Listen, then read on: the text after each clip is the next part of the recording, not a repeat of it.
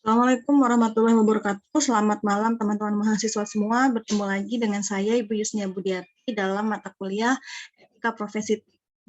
Nah, di minggu kelima ini kita akan membahas tentang kebijakan hukum cybercrime, cyber law.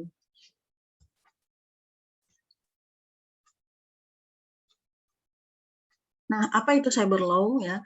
Cyber law adalah hukum yang membatasi kejahatan siber atau kejahatan dunia maya melalui jaringan internet.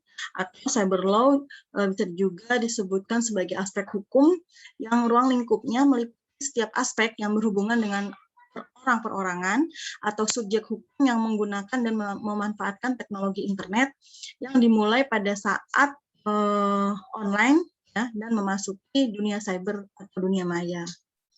Nah, dalam cyber law ada yurisdiksi hukum internasional, di mana dalam hukum internasional dapat 3 jenis yuridis, yaitu yang pertama yuridis untuk menetapkan undang-undang atau the jurisdiction to prescribe. Ya. Yang kedua adalah yuridis untuk hukum, ya, jurisdicate to enforce. Yang ketiga adalah yuridis untuk menuntut atau jurisdiction adjudicate. Nah, di mana yuridis untuk menuntut ini terdapat beberapa asas. Yang pertama yaitu asas subjektif teritorial, di mana di sini hukum yang berlaku berdasarkan kejadian kriminalnya dan penyelesaian tindak pidananya dilakukan di negara lain. Jadi kalau misalkan ada nih warga negara Indonesia yang melakukan perbuatannya di negara lain, maka hukum yang berlaku adalah hukum di negara tempat dia melakukan tindakan kriminalnya ya, tindak kejahatannya, tindak pidananya seperti itu. Lalu yang kedua adalah ajas objektif teritorial, yaitu hukum yang berlaku akibat utama dari perbuatan terjadi dan memberikan dampak kerugian bagi negara yang bersangkutan. Nah, ini berlaku asas ini, objektif teritorial, dan ini nggak bisa diganggu-gugat secara internasional gitu ya. Yang ketiga adalah asas nationality, itu hukum yang berlaku berdasarkan kewarganegaraan si pelaku kejahatan gitu ya. Jadi kalau misalkan kayak kemarin itu kasus yang warga negara Indonesia melakukan tindak pedofil di Belanda gitu ya. Nah, dia tidak bisa dilakukan hukum Indonesia. Kenapa? Karena walaupun kewarganegaraan si pelaku adalah keluarga negara Indonesia gitu ya, tapi untuk yuridis internasional masih bisa diberlakukan terhadap asas subjektif teritorial gitu. Jadi memang akan diproses di negara tempat dia melakukan kejahatan seperti itu. Yang berikutnya adalah fasik nationality, yaitu hukum berlaku berdasarkan kewarganegaraan korban. Yang berikutnya adalah asas protective principle yang berlaku berdasarkan atas keinginan negara untuk melindungi kepentingan negaranya dari kejahatan yang dilakukan di luar wilayahnya. Gitu ya. Jadi kalau misalkan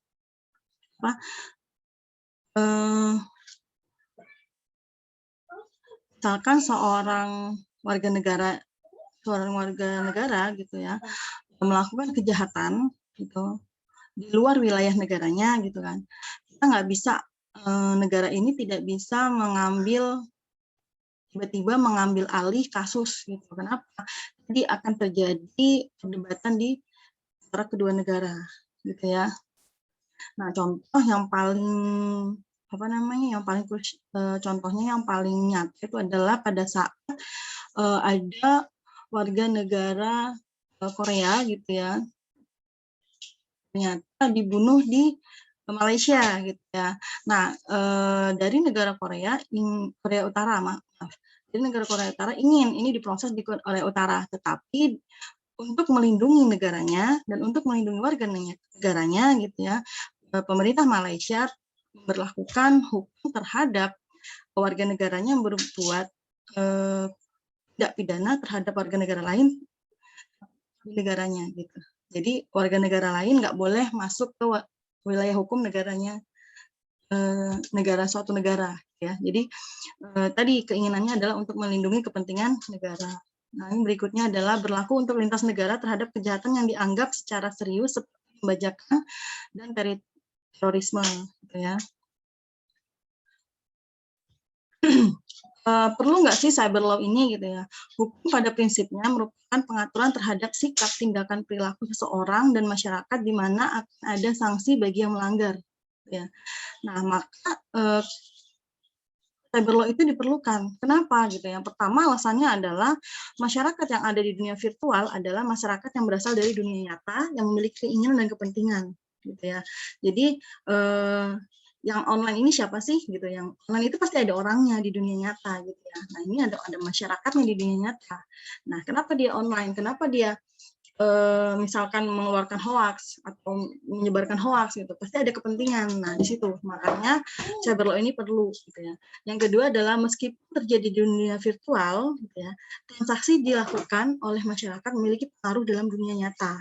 Jadi kalau misalkan contohnya kemarin pada saat pemilu misalkan ya, jadi kami tuh yang namanya buzzer gitu ya. Nah, buzzer ini kan walaupun di dunia virtual dilakukan oleh masyarakat di dunia nyata. Nah, ada kepentingannya. Nah, sementara pengaruhnya itu berpengaruh di dunia nyata, walaupun gitu ya, dilakukan secara online gitu. Jadi misalkan buzzer ini melakukannya secara online, tetapi kan nanti ada pengaruhnya di dunia nyata gitu kan. Misalkan buzzer ini berasal dari salah satu paslon gitu, nanti di dunia nyata yaitu akan berpengaruh gitu ya.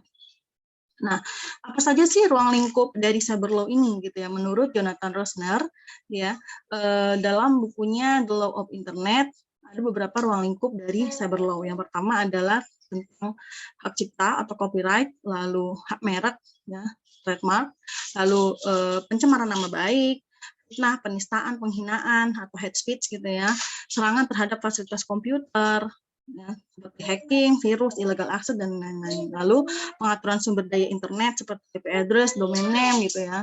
Lalu kenyamanan individu, jadi pelanggaran privasi misalkan. Lalu prinsip kehati-hatian, tindakan kriminal biasa menggunakan IT sebagai alat gitu ya. Jadi kayak misalkan melakukan kejahatan di dunia nyata gitu ya, tapi menggunakan teknologi. Nah, itu bisa dijerat sebagai hukum dari cyber law. Gitu ya. Lalu isu prosedural seperti yurisdiksi, pembuktian dan penyelidikan, lalu kontrak dan transaksi elektronik serta tanda tangan digital gitu. Jadi kok misalkan kalian nih nanti skripsi gitu ya atau KKN misalkan, kalian nih susah nemuin dosennya, tiba-tiba kalian falsukan. Nah, kalau itu ketahuan, itu akan ada hukum yang berlaku. Misalkan hukum dari kampus, itu ada kebijakan dari kampus, atau misalkan dosennya ini tidak terima nih tanda tangannya dipalsukan gitu ya. Maka ketika dosen tersebut melaporkan kasusnya gitu ya ke kepolisian, itu bisa dituntut menggunakan undang-undang ITE seperti itu. Karena di undang-undang ITE bukan hanya aturan yang melanggar aturan saja, tapi juga transaksi elektronik seperti misalkan kartu kredit atau digital dan lain-lain. Lalu pencurian via internet juga ya. Ini ruang lingkup dari cyber law. Nah,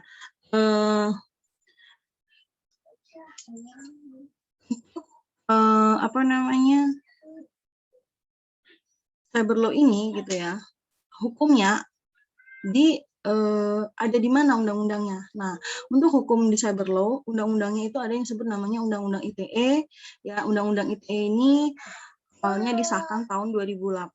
Ya, jadi pertama tanggal 5 September 2005, naskah Undang-Undang ITE secara resmi disampaikan ke DPR, dan tanggal 21 April tahun 2008 undang-undangnya disahkan. Jadi maka disebutnya Undang-Undang ITE nomor 11 tahun 2008.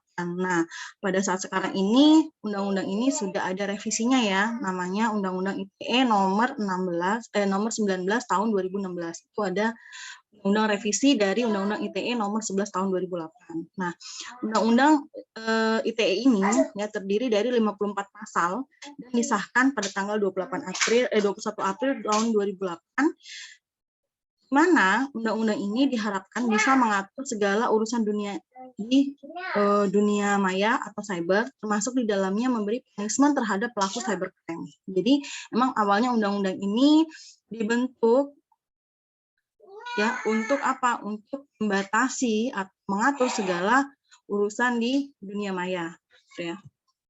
Nah, untuk siapa saja undang-undang ini berlaku gitu ya. Nah, di pasal 2 di Undang-Undang ITE ini disebutkan, undang-undang ini berlaku untuk setiap orang yang melakukan perbuatan hukum sebagaimana diatur dalam undang-undang ini, baik yang berada di wilayah hukum Indonesia maupun di luar wilayah hukum Indonesia yang memiliki akibat hukum di wilayah hukum Indonesia dan atau di luar wilayah hukum Indonesia dan merugikan kepentingan Indonesia. Jadi siapapun ya, yang berada di lingkungan wilayah negara Republik Indonesia yang melakukan perbuatan hukum bisa dijerat oleh pasal Undang-Undang ITE, bisa dijerat oleh Undang-Undang ITE nomor 11 tahun 2008. Nanti pasal berapa yang dijerat tergantung perbuatannya. Dia digolongkan pada pasal berapa, dapat dimasukkan atau ditindak pada pasal berapa gitu ya. Jadi ini untuk Undang-Undang ITE. Nah, ada 2 muatan besar yang diatur dalam Undang-Undang ITE. Ya. Yang pertama adalah pengaturan transaksi elektronik, yang kedua adalah tindak pidana cyber. Nah, tindak pidananya apa aja? Ya.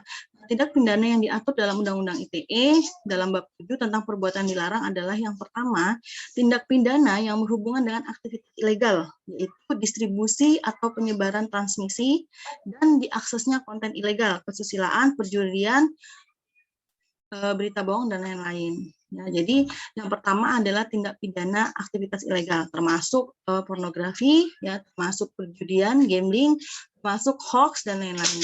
Nah, dengan cara apapun melakukan akses ilegal. Yang kedua, intersepsi ilegal terhadap informasi atau dokumen elektronik, sistem elektronik. Ya, jadi ini.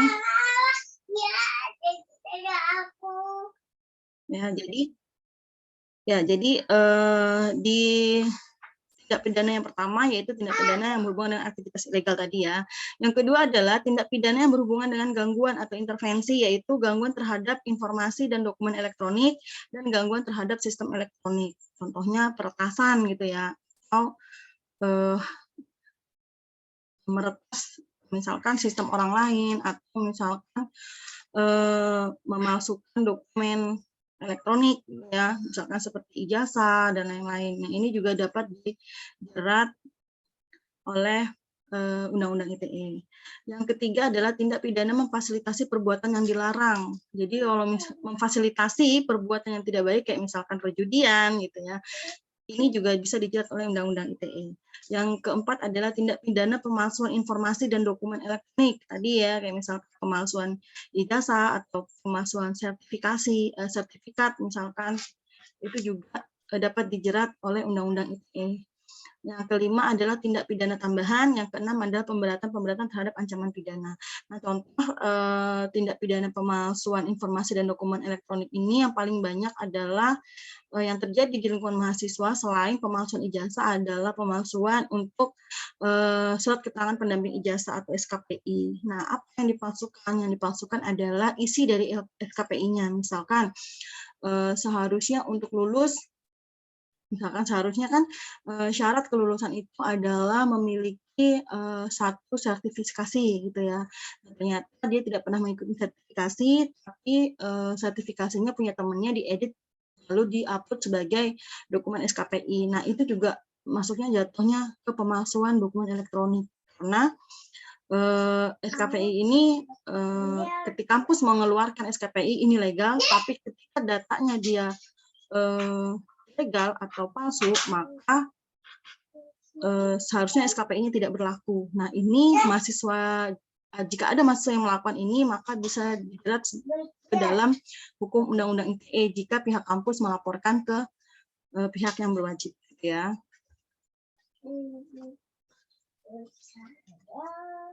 Nah, ada Undang-Undang ITE. Nah, rangkuman beberapa muatan Undang-Undang ITE yang pertama adalah tanda tangan elektronik memiliki kekuatan hukum yang sama dengan tanda tangan konvensional, ya, tinta basah dan bermaterai, gitu. Sesuai dengan ASEAN Framework Guidelines, yaitu pengakuan tanda tangan digital lintas negara. Jadi teman-teman, biasanya apalagi ke dalam kondisi pandemi seperti ini ya, jadi nanti kalau misalkan kalian sudah sidang skripsi gitu ya,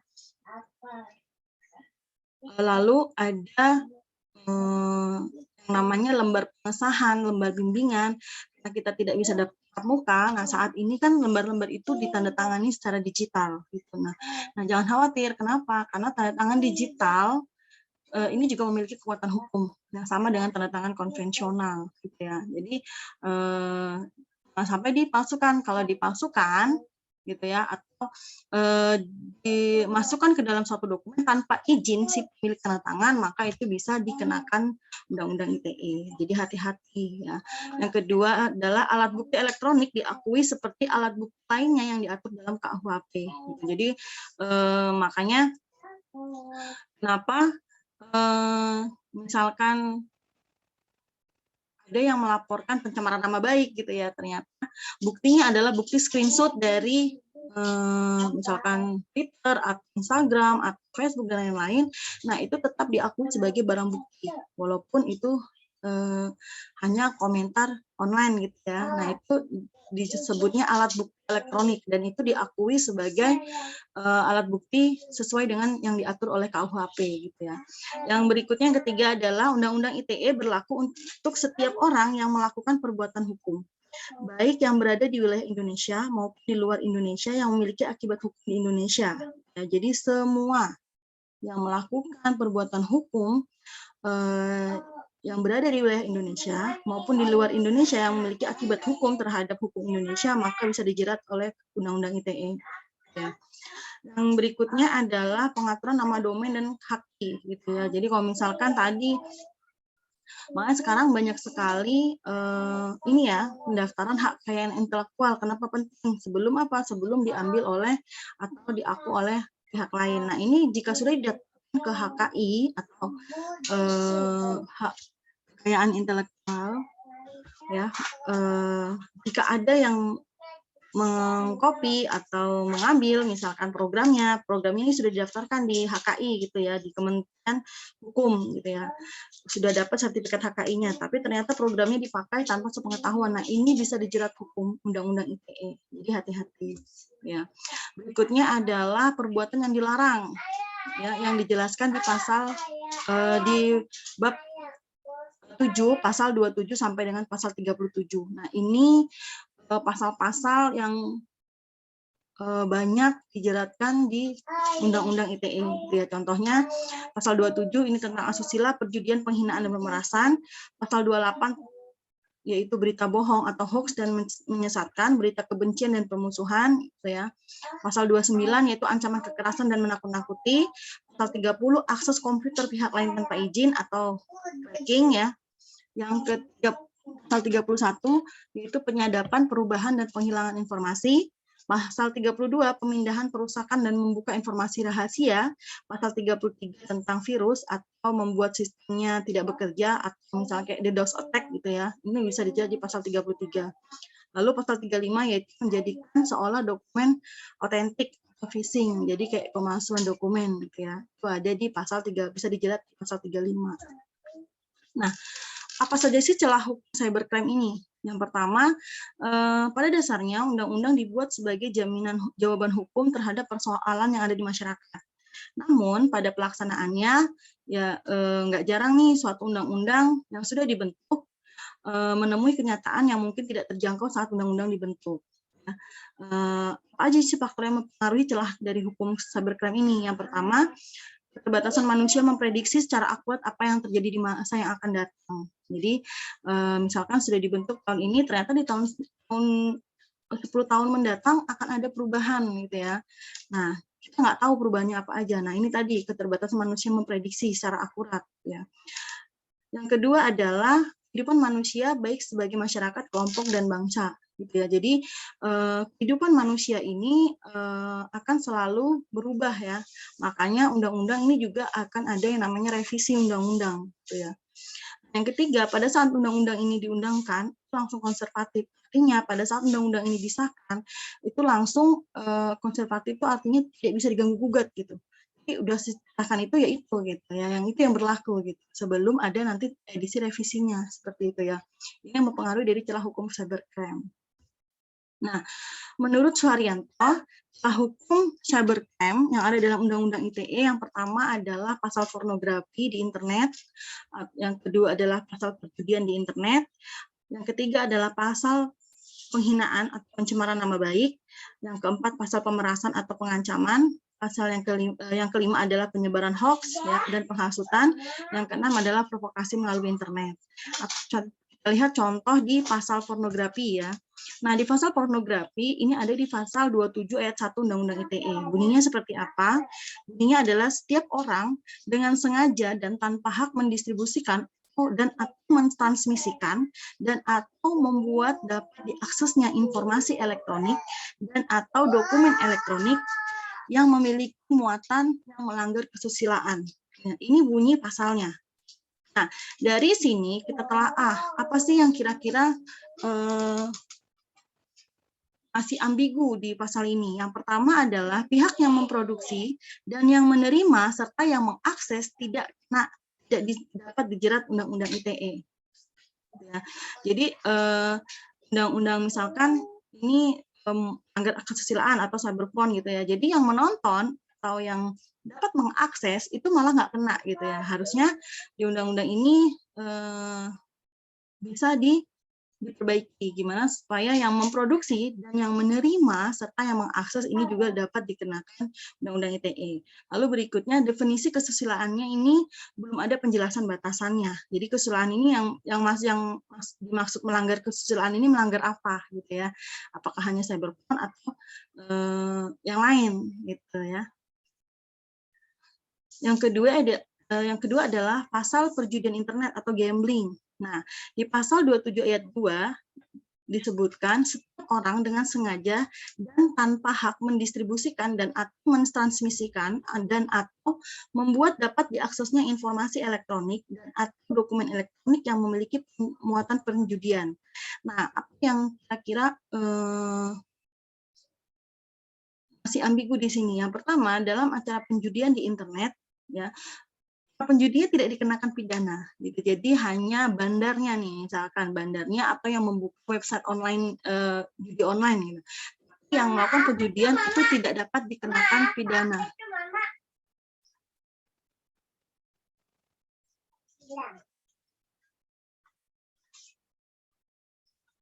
Yang berikutnya adalah pasal penghinaan dan atau pencemaran nama baik, yang itu pada pasal 27 ayat 3, setiap orang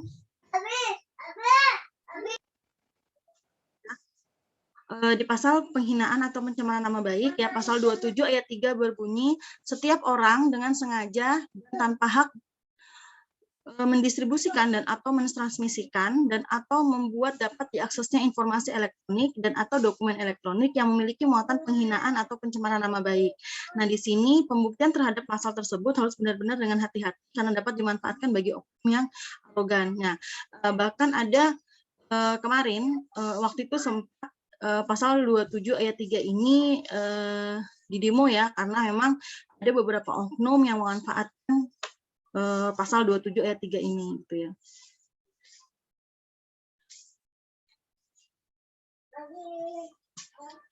Nah, berikutnya adalah pasal penyebaran berita bohong atau penghasutan melalui internet. Ada di pasal 28 ayat 1 yang berbunyi setiap orang dengan sengaja dan tanpa hak menyebarkan berita bohong dan menyesatkan yang mengakibatkan kerugian konsumen dalam transaksi elektronik. Nah, pihak yang menjadi korban adalah konsumen dan pelakunya produsen. Sementara di lain pihak bisa jadi yang menjadi korban adalah sebaliknya, gitu ya. Jadi ini kenapa akhirnya beberapa pasal di Undang-Undang ITE nomor 11 tahun 2008 ini ada beberapa revisi ya. Nanti saya berikan salinan revisinya, bisa di-download. Salinan revisinya yaitu salinan revisi untuk Undang-Undang ITE nomor 19 tahun 2016 ya, teman-teman. Oke, baik. Ini saja yang saya cukupkan untuk pertemuan kita hari ini. Assalamualaikum warahmatullahi wabarakatuh.